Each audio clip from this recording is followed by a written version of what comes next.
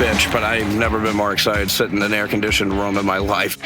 Sure does clean up nice, Joey. And on that note, welcome back to Live Free and Drive. It's a busy day here. I actually just finished filming the Impreza, and now I just drove half an hour north to film this 2014 Silverado LTZ. 2014, right? Yeah. Yay, I know things. It's also got the Z71 package, 6-inch BDS coilover lift kit, 20x10, -19 offset. Hostile wheels. All right, well, on that note, let's get into it. All right, everybody, so welcome back to the channel. So we are sitting here in this absolute toaster. I gotta move my seat. I am way too short for this. This is new to me. I'm gonna keep going and going and going. Everybody, meet the one and only Joseph Ward. Hello. I also say we're in a toaster because we're in a nice black Silverado, black on black, lifted, with no AC. It's a Chevy thing. Yeah, you commoners wouldn't understand. This will be a fun video. So, have I ever driven a lifted truck? Yes, but it's been a long time. And, you know, we're going to do we're going to go off-road, Joey? Maybe. In reality, we're probably going to do the typical lifted truck thing and not leave the pavement one time in this video. As a car person, though, this should be very interesting. Let's see how this thing drives, and we'll talk about the Silverado as well. So, on that note, let's go. All right, let's back out of here.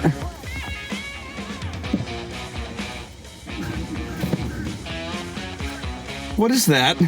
They rub a little. What the Yeah, apparently a 6-inch lift is not enough for 33s with a -19 offset. Okay, that's a way to start out here. Oh my God, this thing rides like old people bang. Like this is... Hit one of these. Dude, these... I literally feel this is... Okay, the Mustang suddenly rides like a Lincoln Town Car with its bent wheels compared to this. We're not even on the road yet. Oh my God.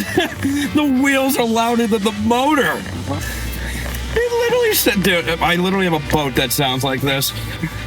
Most boats do.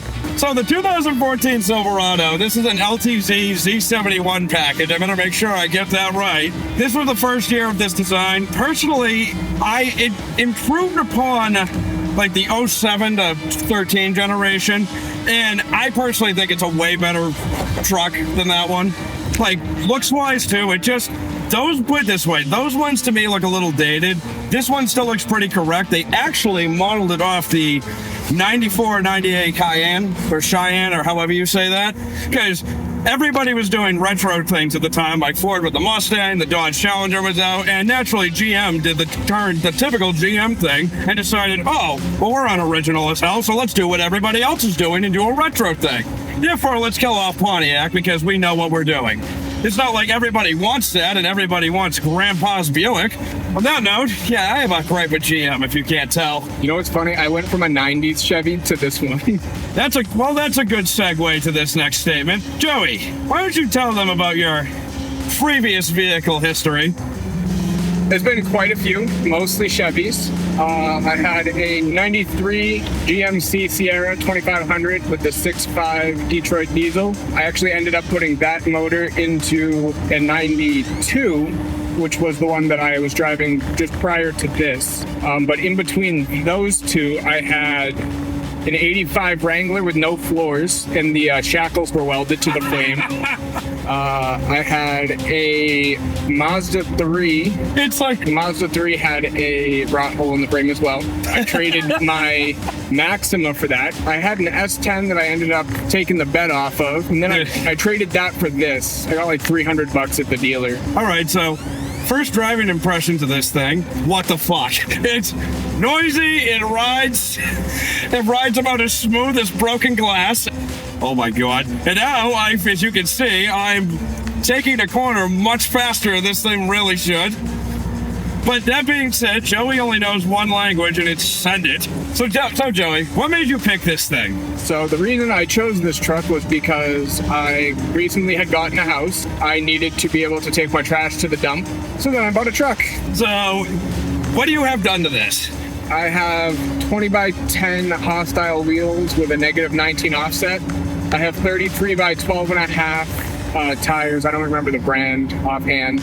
AFE intake with just Amazon oil catch can, and a BDS 6-inch lift with the upgraded coilovers. How has your time been with this truck so far? I mean, it was pretty all right until I got my new wheels. And so at work, I actually go to this place, so we're going to leave their name out of it. My local Chevy dealer.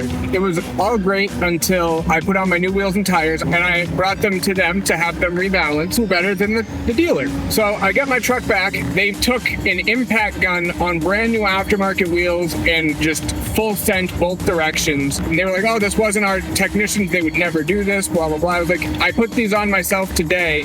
I took pictures before and after. You can see the lug nuts once they're installed without the scratches. The manager and I went back and forth for a couple months. They were going to try to fix the wheels. The technician said it would cost more to fix them than to just replace them. So they offered to replace them. They were on back order, so they said, we've ordered them. As soon as they come in, we'll let you know.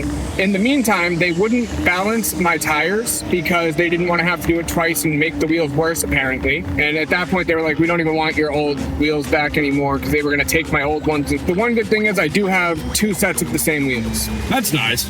Also, too, so one of these things, weak points. So one downside to this truck is the transmissions. Can you confirm that? Yes. What did yours do? Oh, it shit the bed. I'm on transmission number 2. It was at like 130, yeah. 120, 130. There's actually a lot of ways you can do a Silverado. There's a 4.3, a 5.3, a 6.2. This one in particular is the 5.3. It is actually the aluminum 5.3. It's actually a very commonly sought after motor for LS swaps. It's actually what we have in Andrew Kerman's LSM3. I don't know if it's necessarily the same as the 2011 Tahoe's motor. They might have done some minor changes, but it's basically the same thing. One crappy thing that they do is there's cylinder deactivation, which I noticed actually you still have. If you've been living under a rock and don't know what that is, for the sake of fuel economy, it shuts off 4 of the cylinders. And because of that, it just burns out valves. And it makes sense. There is a delete kit for it. If you ever get one of these, just delete that crap. Overall performance, well, let's floor it and see how it does. That was the slowest 45 I've ever done. Oh, look, there's an officer of the law. Anyways. Oh, there was an accident. Okay, well, how? It looks like a Prius, so I'm not surprised. A Prius and a Cruise somehow hit each other head on. I'm like, on a straight 2-way road, they managed to like meet in the middle. Anyways, not to say that the 5.3 is a powerhouse to begin with, but when you add all the extra weight of this, that does not help at all. Let's rub fender getting out of here. Whoa, whoa, whoa. It only happens in reverse. Yeah, R for rub.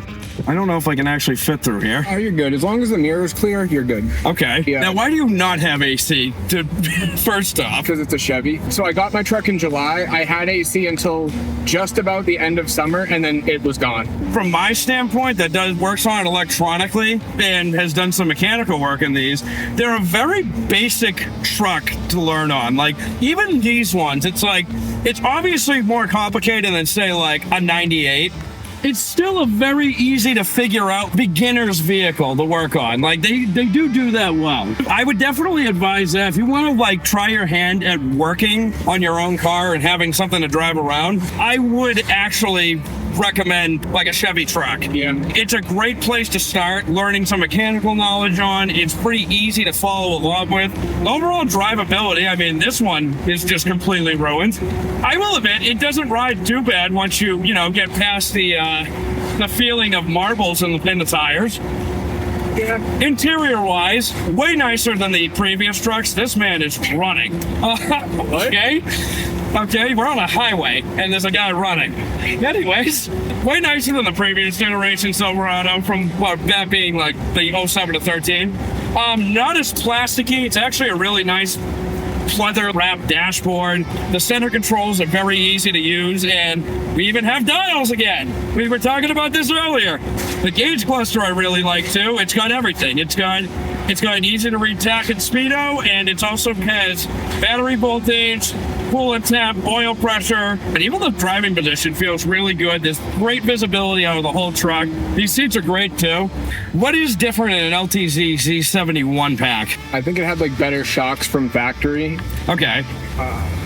Maybe slightly upgraded like electronics The mirrors auto fold, they auto dim, at least on the driver's side, and auto dims. Yeah. Has the backup camera. There are lights for the bed, like auxiliary lights, so you can work at night. And speaking of the bed too, great bed space too. Like it's even with the lift, it's not a hard bed to get into and put stuff in. So I've ripped probably 6 pairs of shorts lifting my leg to get into the bed.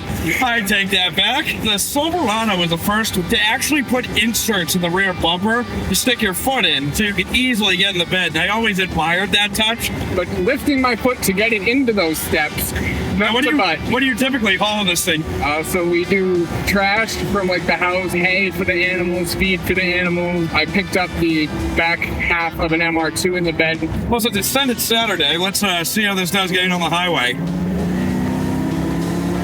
It is shaking worse and worse. I also admire the flag in the back as well. Even when I have my sport truck, I always wanted to run a flag. The pole bent. Oh, wow. It's broken now. Well, so much for that. I guess I should have taken the hint when the flag ripped on the first drive. What has been your favorite memory with this truck? That's always a question that I always stump everybody on.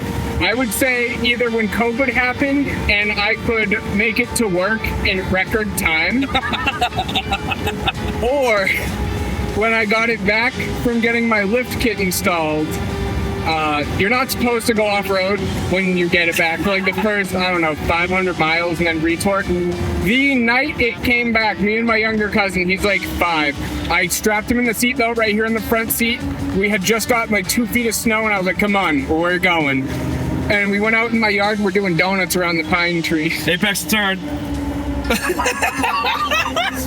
Okay. The whole truck just... Oh my God. Okay, this is, I somewhat see the appeal. Yes. So you actually do off-road this thing though, I'll take it. A little bit here and there, yeah. Okay. Your phone's like super slippery now and it doesn't want to stay. Actually, it's a pretty tight road. So granted, this isn't exactly hardcore off-roading, but... It gets more.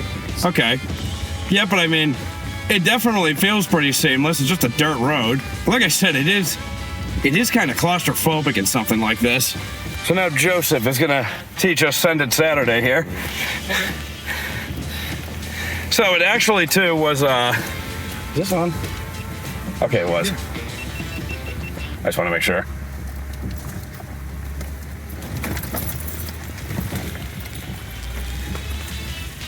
Excuse me, fucking turn on. So, I will say, it definitely looks a lot more in its element out there. So, apparently this is the realest off-roading you're gonna get today, folks. Sorry, I lost the other road. Yeah, it's gone. He can't find it. Oh, you know what? It might be that way that I'm thinking of. That's someone's driveway. No, it looks like someone's driveway, but there's also a turn off of it. Do you want to try it? Yeah, we can try it. Yeah, this is the one. Okay. So it was across from the red pole, just on the wrong side. This thing is pretty big for this. When it comes to trails like this, even, like, are we even gonna fit Yeah, that? we'll fit. Okay. It's mostly Jeeps that do it, and they're narrow. Well, mow it down. This is definitely different from one thing out here in New Hampshire that they'll actually put in there. Oh, wait a minute. Okay. Do you want me to spot you? Sure, that'd be great. Wow, you really are close to the wheel. One thing to note about New Hampshire area is it's really tight on a lot of trails. Like, it's not like out west or anything where you can just have an open sand pit to do this in.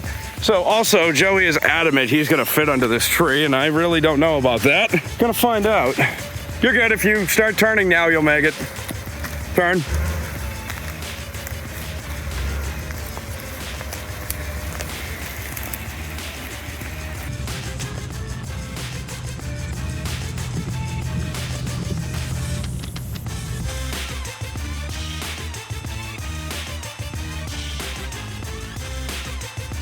I will say it definitely looks a lot more in its element out in the woods like this, though. Even though it barely fits out here, it looks a lot more in its element than out on the street, that's for sure. We've only entered four-wheel drive once, and it was actually off camera. I got stuck trying to turn around out of those power lines.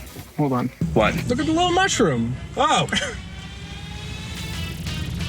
Guy. Look at that little mushroom. It's like the perfect shroom. So, what is some advice you would give to anybody off-roading? Because I will admit, this is a first minus the proving ground stuff. This is our first wild, out the wild video of off-roading. I'm not gonna lie, we're already breaking the first rule. Which is? Always take someone with you. Well, you did. Oh, No. Another truck, like another truck capable of pulling you out. Oh, yes. Like always have a rescue buddy, which we did not, but I also knew that this really wasn't gonna be bad. Call me a bitch, but I've never been more excited to sit in an air-conditioned room in my life. I am moist. I am very, very moist right now. So, do you regret this purchase at all? Well, not really. I can this. Duke's a hazard shit. Live Free and Drive truck showcase store here. Do I recommend the 2014 Silverado LTZ? Yes, I do actually. I think it's a great truck. It's perfect. It's just perfect. It's not too over the top too. Like it's comfortable. It's got nice leather. It's nice space inside. This is an extended cab, right? Yep. Yeah, this is the extended cab model in particular. Really nice truck inside. Really nice driving truck. If it's not this one. So, doing this specific setup, I'm going to give it a medium. Well, can you agree? Could this be tuned out with some finer tuning for to make it ride any better? Oh yeah, for sure. Like I have Fox suspension. Like it can be tuned. So I do recommend lifting a truck is great. However, think about it before you do it. Oh yes, I spent too many thousands of dollars on this. To ride like this. It looks cool. But I run into this a lot. I have a lot of friends who aren't really big into cars and trucks, like they're trying to get into it. And the first thing they do is they get a truck and lift it. Drive one, ride with someone, because even the camera can't possibly pick up how this rides. It's loud, it shakes like a bastard. You also can't go to most drive-thrus. At the pharmacy, you have to hang out the window or get out. And I would even say, realistically ask yourself what you're gonna do with the truck more. Are you gonna go off-road with it all the time, or are you going to mainly just drive it on the street? And if you want to put it up with the living on the street, that's fine and dandy, but just know what you're getting into. Yeah, that's my spiel about lifting trucks today. Until next time, it's been fun.